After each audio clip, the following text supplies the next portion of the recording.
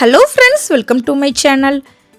இன்னைக்கு மே மாதம் 1ஆம் தேதி. பொதுவாக மாதத்தோட முதல் நாள் சிலிண்டர் விலையில் மாற்றம் இருக்கணும் அப்படின்னு நமக்கு தெரியும். ஆனால் இன்னைக்கு வந்திருக்கிற அறிவிப்பு எல்லா வணிகர்களையும், குறிப்பாக ஹோட்டல் வச்சுருக்கிறவங்கள ரொம்பவே அதிர்ச்சி அடைய வச்சுருக்கு. அப்படி என்ன மாற்றம், இதனால சாப்பாடு விலை உயருமா, முழு விவரத்தையும் இந்த வீடியோவில் பார்க்கலாம். வீடியோவை ஸ்கிப் பண்ணாமல் லாஸ்ட் வரைக்கும் பாருங்கள். விலை உயர்வு எவ்வளவு அப்படின்னு பார்த்தோம்னா, 19 கிலோ எடையுள்ள வணிக பயன்பாட்டு சிலிண்டரோட விலை இன்னைக்கு ஒரே நாளில் 993 ரூபா அதிகமாக்கியிருக்காங்க. அதாவது நீங்கள் கேட்டது சரிதான். கிட்டத்தட்ட பார்த்தீங்கன்னா 1000 ரூபாய் கிட்ட ஏறி இருக்கு ஒரு சிலிண்டரோட விலை. இப்போ முக்கிய நகரங்களில் விலை எவ்வளவுன்னு பார்க்கலாம்.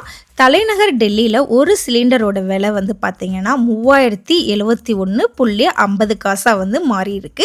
இதே மாதிரி மும்பையில் பார்த்தீங்க அப்படின்னா 3024 நிர்ணயம் செய்யப்பட்டிருக்காங்க. நம்ம ஊர் பக்கத்தில் இருக்கிற பெங்களூரில் பார்த்தீங்கன்னா 3154க்கு விற்பனை செய்கிறாங்க.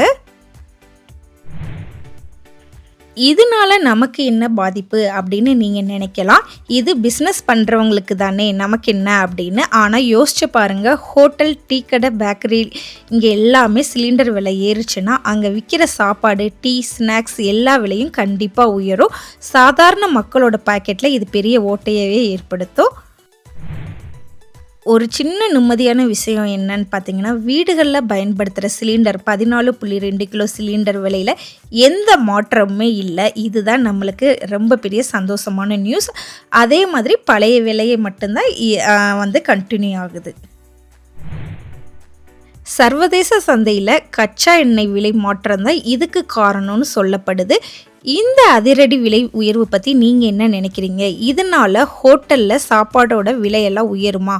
உங்கள் கருத்தை மறக்காமல் கீழே கமெண்ட்டில் சொல்லுங்கள்.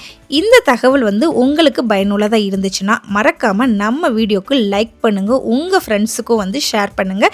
இது போன்ற தகவல்களை தெரிஞ்சுக்கிற நம்ம சேனலை சப்ஸ்கிரைப் பண்ணுங்கள். நெக்ஸ்ட் வீடியோவில் பார்க்கலாம். Bye bye.